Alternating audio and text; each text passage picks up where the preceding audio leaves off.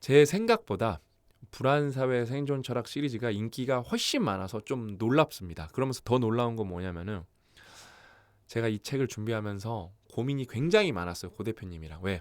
이 책이 너무 좋아. 그냥 명저야. 그냥 이 안에 보면은 시대를 관통하는 문장, 뼈 때리는 정도가 아니라 뼈 으스러뜨리는, 진짜 뼈 가루로 만드는 촌철살인의 문장, 그냥 문장 자체가 멋있는 문장, 너무 좋은 구절들이 많은데 문제 아닌 문제가 하나가 있다. 읽기 난이도가 상이다. 현실을 우리가 이제 고려를 안 할 수가 없잖아요. 1.8권 평균 대한민국 사람들이 1년에 읽는 책의 권수거든요. 그다음에 이걸 조금 더 깊게 파고 들어가면은 10명 중에 6에서 7분은 책을 아예 안 읽고 있으니까 과연 이렇게 어려운 책을 읽으실까?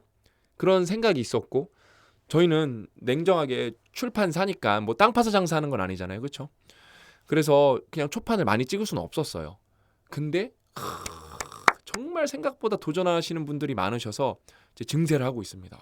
이건 진짜 대한민국에서 이 정도 수준의 책이 증세가 된다? 이건 진짜 희망 있는 겁니다. 왜냐면 여러분들도 유튜브 보셔서 아실 거예요. 제가 인용한 부분만, 발췌한 부분만 봐도 정말 대단해요. 오늘도 굉장히 깊이 있는 얘기 우리가 나눠볼 거거든요. 지옥을 교묘하게 만드는 사람들. 이게 무슨 얘기냐면은 이것도 조금 깊게 파고 들어가야 되는데 그냥 나쁜 사람들이 아니에요. 어떤 특정 부류인데, 그러니까 여러분들한테 일단 뭔가 이렇게 좋은 얘기 해주고 여러분들 듣기 좋은 얘기를 해줘요. 그러면서 데이터를 살짝 왜곡해. 그러니까 데이터를 그냥 보여주는 것 같은데 그러면 팩트를 보여주는 것 같거든요. 근데 어떤 데이터들은 여러분 상대평가를 해야지만 그 데이터의 가치를 아는 데이터들이 있어요. 절대평가로는 생각보다 그게 아무것도 아닌 것들이 많아요. 그렇게 해서 이게 컨텍스트를 알려줘야 되는데 그런 거 없이 뭔가 팩트를 말하면서 뭔가 정의를 외치는 것 같고 여러분들 듣기 좋은 얘기를 하면서 결국 여러분을 망치는 사람들이 있어요. 이게 굉장히 전문가들인데 진짜 근데 그 사람들은 사실 거기에 악의가 없는 경우도 굉장히 많아요. 자기는 철석같이 그렇게 믿고 있는 사람들도 있어요. 그래서 이거는 우리가 철학적으로 사고하는 힘을 키워야 이런 거를 걸러낼 수가 있거든요. 오늘은 그런 얘기를 해보도록 하겠습니다. 제가 준비하면서 굉장히 좀 뿌듯했거든요. 그래서 여러분 불안사회 생존 철학은 모두가 꼭 읽어보셨으면 좋겠다. 철인 독서는 뭐냐? 대국민 필독서랑 뭐가 딱 하나 다르다? 읽기 난이도가 다르다. 읽기 난이도가 상이나 극상이다. 그걸 앞으로 우린 철인 독서라고 부르기로 했다. 그 다음에 100권의 철학책을 한 권에 담았습니다. 레퍼런스 직접 확인해 보시면 100권 이상이다.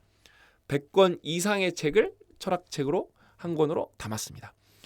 너무 좋은 책이고 목차 보시면 아시겠지만 그냥 끝판왕입니다. 너무 책 구성이 좋고 진짜 딱 아쉬운 게 하나 있다면 읽기 난이도가 좀 높다. 그것 빼고는 진짜 아쉬운 게 단 한 개도 없는 책이다. 그래서 오늘 보시면은 오늘 요만큼 딱 읽어볼 건데 제가 자료를 좀 준비해왔거든요. 읽어볼게요. 일본에서 10세에서 19세 사이 아동 청소년의 주요 사망 원인은 자살이다. 너무 안타까운 얘기죠. 그렇죠? 그러니까 1위가 아마 자살일 거고 우리나라도 마찬가지인 거고 대부분의 선진국이 비슷해요. 여기 뒤에 내용이 나옵니다. 아동과 청소년 자살이 유럽, 동남아, 미국에서는 사망 원인 1, 2위를 차지한다. 유럽이면 뭐 웬만한 선진국 다 포함된 거죠. 그렇죠? 세계 강대국인 미국에서는 2015년부터 자살, 알코올의 의존증, 약물 과다 복용 등으로 기대 수명이 감소하고 있다. 미국 연구자들은 이 현상을 절망의 죽음이라고 한다. 그 미국이 여러분 그런 좀 미국에서도 시골 지역 이런 데 있잖아요. 여기가 마약이 진짜 문제가 심각하더라고요. 그러니까 제가 지역명을 까먹었는데 아팔라치아? 아무튼 제가 지역명이 정확히 기억 안 나는데 제가 외국 유튜버인데 그런데 가시는 분이 있어요. 굉장히 미국의 깊은 얘기를 다루는 유튜버인데 미국의 이런 우리나라로 따지면 이렇게 철원 같은 데거든요. 그런데 거기 10대의 절반이 막 마약 문제에 노출돼 있고 이게 생각보다 정말 심각하더라고요. 계속 읽어볼게요.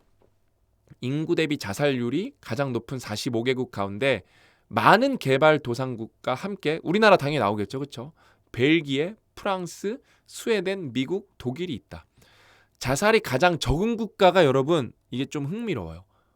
이게 여러분 우리가 철학적으로 책을 접근해야 자료도 찾아가면서 읽는 거거든요. 그 다음에 이게 독서 모임이니까 이런 자료는 제가 준비해오는 거거든요. 이따 뒤에 보여드릴게요.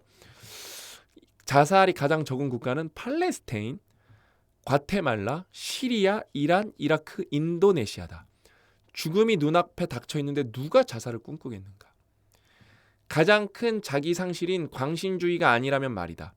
세계보건기구에 따르면 신경쇠약은 아프가니스탄이나 북아프리카 등지에서 확실히 자주 발생하지만 신경쇠약증에 영향을 가장 많이 받는 국가는 선진국이에요. 프랑스, 미국, 중국, 인도, 일본도 그 정도가 더 높다. 가장 극단적인 불행은 생활 수준이나 즐길 수 있는 오락의 양과는 아무런 관련이 없음을 알 수 있다. 이게 여러분 너무 대한민국의 중요한 문장이에요. 다시 한번 읽어볼게요. 가장 극단적인 불행은 생활 수준이나 즐길 수 있는 오락의 양과는 아무런 관련이 없음을 분명히 알 수 있다. 저는 오히려 관련이 있지 않을까? 즐길 수 있는 오락의 양이 너무 많으면은 극단적 불행이 늘어나지 않을까? 저는 거기까지도 생각을 해보게 돼요. 불평등과 관련된 설문조사에 따르면은 다량의 소비는 그러니까 소비 중심, 물질주의가 만연하면은 절망감을 높이는 동시에 대중의 오락을 증가를 부추기는 듯하다. 제 말이 이제 뒷부분에 나온 거죠. 그러니까 우리나라도 여러분 이 관련해서 컨텐츠를 만든 분들이 굉장히 많아요. 그러니까 되게 진지해. 예를 들면 여러분 작년 통계청 조사를 보면은 20대, 10대 사망 원인 1위가 뭔지 아십니까? 자살입니다. 대한민국 썩었습니다. 대한민국이 뭐 가장 높습니다. 막 이래요. 근데 이 프랑스 철학자가 냉정하게 자료 조사를 했을 거잖아요. 그렇죠? 당연히 한국도 들어가요. 근데 그게 여러분 조금 더 높을 수는 있는데 그게 막 진짜로 막 압도적으로 높다고 이렇게 말하려면은 그러니까 예를 들면 여러분 1보다 1.2가 높아요. 그다음에 2도 높은 거죠. 그렇죠? 근데 확연하게 높다고 말하려면은 저는 스케일이 달라야 된다고 봐요. 그거는 시스템이 분명히 망가진 거예요. 근데 나머지는 약간 편차 같은 거고 그 대한민국에서 청소년이나 이렇게 10대 자살률이 높기 때문에 대한민국이 썩었다라는 콘텐츠를 옛날에 제가 보면서 이 사람들 정말 이거 나쁜 얘기다. 그럼 다른 나라는 여러분 그거예요. 다른 나라도 1위, 2위가 다 자살이에요. 왜냐하면 그 다음에 1위가 아닌 나라는 뭐냐면은 어떻게 보면 더 나쁜 거예요. 어떻게 보면 왜? 사고로 죽는 거예요. 오히려 그냥 시스템 자체가 불안정한 거예요. 어떻게 보면 이게 보는 관점에 따라 다 다른 거거든요. 근데 그걸 마치 그냥 대한민국이 쓰레기다 라고 이렇게 호도하는 컨텐츠가 꽤 많았어요. 근데 그런 컨텐츠가 왜 나쁘냐? 그런 컨텐츠 보면은 편향이 생겨서 아닌 사람도 오히려 더 우울해지고 그런 경향으로 바뀔 수가 있어요. 좋은 면을 자꾸 부각시키고 그런 게 오히려 팩트라고 하더라도 그거를 그러면 인정하고 밝은 면을 보고 이걸 어떻게 없앨까 줄일까를 고민을 해야 되는데 일단은 그럼 대한민국이 다른 나라는 모르겠고 대한민국이 청소년 예를 들면은 아동 자살률이 높다. 그럼 뭐 여러 가지 이유가 있겠지만 학업이 크겠죠. 학업이 클 것 같아요. 왜냐하면 학업 강도가 전 세계에서 가장 높으니까. 그러면서 학업만 저는 단순히 보면 안 된다고 보거든요. 학업이 강도가 높을 수는 있어. 그럼 거기서 소통이 있나? 아이들이 숨 쉴 구멍이 있나? 저는 그런 거 없는 거 크다고 보거든요. 그러면은 더 깊게 들어가야 돼. 그럼 왜 이렇게 학업 강도가 대한민국은 높나?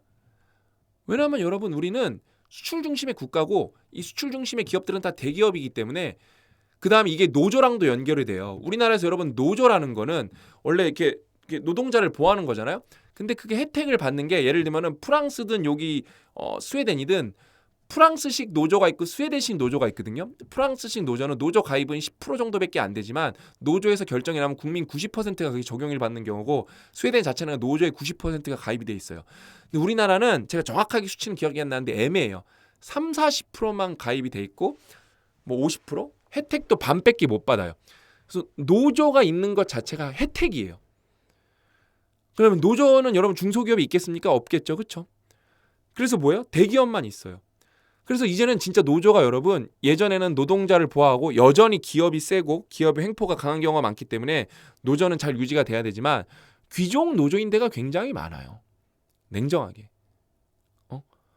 그러니까 이게 대기업이라는 뿌리, 수출이라는 뿌리, 우리나라의 태생이라는 뿌리부터 내려와야 되거든요. 왜? 이 대기업에 들어가려면 좋은 대학을 나와야 되거든요. 좋은 대학에 들어가려면 학업 강도가 이거를 이 구조를 몰라도 이 플로우를 몰라도 이거에 대해서 다 본능적으로 알고 있어요. 본능적으로. 그래서 우리나라랑 비슷한 구조가 대만이에요. 대만. 그 다음에 또 뭐가 있냐? 인구 밀도가 높아요. 인구 밀도가 높으면은 여러모로 안 좋습니다. 그래서 여러분 우리나라는 인구가 주는 게 지금은 나쁜 게 아니에요. 진짜 멀리 봤을 때. 정말 중요한 거는 500년, 1000년 단위로 생각을 하면서 우리나라가 좀 인구 밀도가 괜찮아졌을 때 그때부터 우리나라가 이게 우리 이렇게 민족이 존속에 대한 어떤 욕구가 과연 있을 것인가 없을까 그런 걸 따져봐야 되는데 그러니까 이게 파편적으로 이렇게 딱 하나만 봐서는 안 되거든요. 하나만 봐서는 절대 안 돼요. 보세요. 이 사람은 프랑스 사람이니까 자살률 얘기하는데 우리나라를 막 메인으로 놓고 한국이 뭡니다 그렇게 안 하잖아요. 왜? 그건 전반적인 현상이고 한국이 뭡니다 말할 때는 등장하는 거는 출산율이죠. 출산율이 되게 낮으니까. 근데 우리나라가 꼽히지만 여러분 보통 출산율 낮다고 할 때는 이 동아시아 국가가 다 꼽히는 경우가 많아요. 그 다음에 출산율은 전 세계적으로 계속 낮아질 거예요. 어쩔 수가 없어요. 어쩔 수가 없습니다. 그 다음에 만약에 여러분 이제 요거 말고 또 출산율 가볼까요? 우리나라가 농업 중심 국가나 경공업 중심의 국가였으면 우리나라 출산율 여전히 높았을 거예요. 근데 우리나라 아까 말한 대기업으로 가는 거거든요. 우리나라는 굉장히 뭐라 그럴까 하이테크 기업들이 이제 잘 나가고 있기 때문에 생각보다 이제 노동력이 그러니까 고지식 고능력 노동력이 많이 필요하지 그냥 단순히 노동력이 많이 필요한 게 아니기 때문에 뭐 여러분 아직도 이런 경공업 중심 농업 중심 국가들은 출산율이 굉장히 높아. 왜? 아이의 숫자가 노동력 그 자체이기 때문에. 그래서 어떤 거를 볼 때는 되게 맥락을 봐야 되거든요. 맥락, 팩트를 보고. 그러니까 이런 거를 보면서 그러니까 막 진짜 한국은 뭐 이렇게 청소년 아동 자살률이 높다. 그러면 뭐 한국만 쓰레기다. 이렇게 호도하는 경우가 있는데 너무 슬픈 얘기지만, 그러니까 어떻게 보면은 그 1이라는 게 중요한 거잖아요, 그렇죠? 이렇게 그러니까 모수분의 실제 숫자도 되게 중요한 거겠지만, 그렇죠? 제가 좀 자료를 조사해봤어요. 뭘 조사해봤냐면은 챗GPT한테 물어봤어요. 전 세계에서 반대로 자살률이 가장 낮은 나라 10개 알려줘. 이렇게 물어본 거예요. 그러면은 왜 우리나라가 청소년 자살률이랑 이런 게 높다고 하니까 되게 쓰레기 나라라고 호도하는 사람들이 있었단 말이에요. 그렇죠? 당연히 여러분 우리나라 나쁜 거 많습니다. 우리나라 나쁜 거 굉장히 많아요. 고쳐야 될 것도 많고요. 발전해야 될 것도 많아요. 그럼 이 나라들이랑 비교해 볼까요? 이게 전 세계에서 출산율이래. 자꾸 헷갈리네. 자살률이 가장 청소년 자살률이 가장 낮은 나라들이거든요. 바베이도스래요. 저 이 나라 어디 있는지도 모르겠어요. 카리브해 섬 중에 하나니까 그 쿠바 근처에 있겠네요. 그렇죠? 근데 보실래요? 인구 규모가 작고 문화적으로 자살을 터부시하는 경향이 있다. 요 이유가 크대요.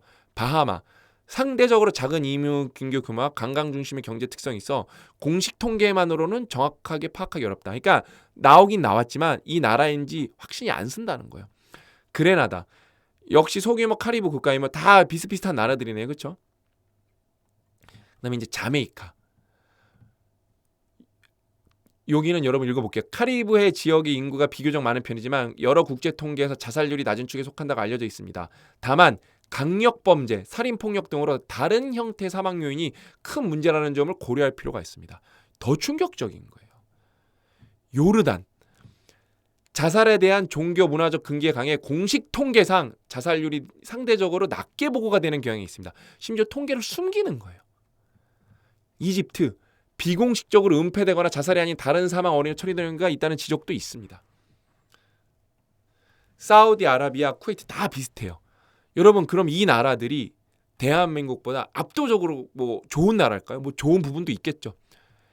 근데 그러니까 예를 들면 우리가 뭐 국가의 행복도라는 거를 이렇게 객관적으로 측정한다는 게 쉽진 않겠지만 이렇게 뭐 10개 항목, 20개 항목으로 나눠서 평가를 했다. 그럼 저는 우리나라가 여기에 나온 나라들보다는 다 높을 것 같은데요. 높을 것 같은데요. 그러니까 그런 게 여러분 굉장히 문제예요. 그다음에 예를 들면 이런 거 말고 또 다른 거 뭐가 있냐. 예를 들면 영어 시험 같은 거. 대한민국 수능 영어 쓰레기다. 아니에요. 대한민국 수능 영어 잘 본 사람들은 독해를 잘해야 돼요. 그다음에 이런 거는 결국에 일할 때 책 읽을 때 굉장히 좋아요. 근데 그걸 문제풀이로만 갔기 때문에 막상 그거를 이제 잘하는 경우가 없고, 그다음에 이제 외국인들이 그런 나쁜 외국인들이 많죠. 이거 풀면서 이거 자기네들도 못 푼다고. 그거 본인 문제죠. 제 주변의 외국인들은 다 맞아요. 다 맞아요. 여러분, 저는 하물며 저는 토익도 공부 한 번도 안 하고 거의 다 맞았는데, 그거를 우리 마치 위로해 주는 것 마냥 이게 잘못됐다. 잘못됐다. 막 이거 쓰레기다. 이렇게 호도하는 게 정말 그 사람들이 잘못된 거예요. 여러분, 토익이 영어 실력 평가하는 시험이 아니에요. 기업이 우리를 필터링하기 위한 수단, 얘가 또라이인가 아닌가를 걸러내기 위해서 굉장히 좋은 수단이었던 거예요. 근데 이제는 어학연수가 많아지고 외국에서 산 사람들이 많기 때문에 토익이 효과가 없어요. 그래서 기업들은 토익을 없애야 돼요. 그다음에 여러분, 영어도 옛날에 그러면 우리가 결국 이 사람의 지능 테스트를 해야 되는데, 이 사람의 학습 능력 테스트를 해야 되는데, 예를 들면 여러분, 이게 수능이 굉장히 오래된 시험인데, 그럼 시험을 볼 때 이게 뭐 말하기를 우리가 수능으로 볼 수가 있습니까? 만약에 말하기 중심으로 시험을 봤으면 지금보다 말은 더 잘했을 거예요. 잘했을 거예요. 그 다음에 여러분, 그러면 뭐 우리가 한국말 잘하니까 언어 영역 다 맞습니까? 아니잖아요. 그렇죠? 그냥 이 맥락을 얼마나 컨텍스트를 잘 보냐, 그 평가하는 시험이에요. 근데 그게 마치 뭔가 쓰레기 마냥 잘못됐다라고 그냥 막, 상황이라는 게 있고 그게 나올 수 없는 환경이 있는 건데, 그 다음에 이제부터 고쳐나가면 되는 건데, 그거를 뭐 쓰레기다, 이딴 식으로 영어 공부하면 안 된다, 뭐 그렇게 그거를 그냥 다짜고짜 무조건 틀렸다? 수능 여러분 분명히 폐해가 많겠죠. 근데 결국에는 아까 우리 이게 자살률이랑 다 연결돼 있는 얘기예요. 결국 어떻게 인재를 가려낼 거냐. 대한민국은 인구가 많았고 인구 밀도가 높았는데 들어갈 수 있는 대학은 한정적이고 이 대학에서 들어갈 수 있는 기업은 한정적인데, 이 사람들을 어떻게 뽑아낼 거냐. 그래서 여러분, 재밌는 얘기 또 하나 해드릴까요? 대한민국 인구가 어느 나라보다 빨리 감소하고 있어요. 왜냐면 출산율이 낮으니까요. 그렇죠? 그럼 대한민국은 감소가 빨라진 지 굉장히 꽤 됐어요. 그럼 대한민국 망했어야 되거든요.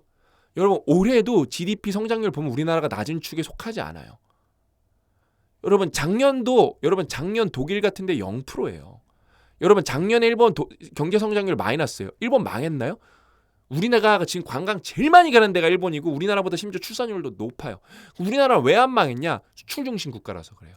인구가 줄어들면은 내수가 중심이면 무조건 그 나라는 망하게 돼 있거든요. 수출 중심 국가이기 때문에 안 망한 거예요.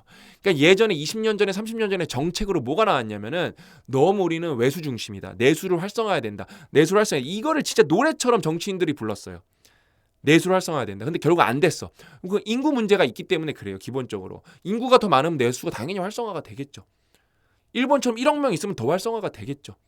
그러면서 이게 우리가 남한 북한이 이렇게 분단이 안 돼 있어서 막 중국이랑 이렇게 육로로 연결돼 있고 러시아랑 육로로 연결돼 있으면 거기에서 또 들어오는 게 있기 때문에 내수가 더 활성화될 거예요. 국내로 들어오기 때문에. 근데 우리가 지리적 여건상 그게 힘들었어. 그래서 계속 외수가 발전을 한 거야. 근데 이게 저출산에 그렇게 약이 된 거예요. 근데 이제 또 문제가 뭐가 있냐면은, 옛날에는 인구가 많으니까 대학을 많이 가. 그 중에서 이제 대학을 간 친구들 중에서 대학원 가갖고 박사도 국내에서 많이 받아.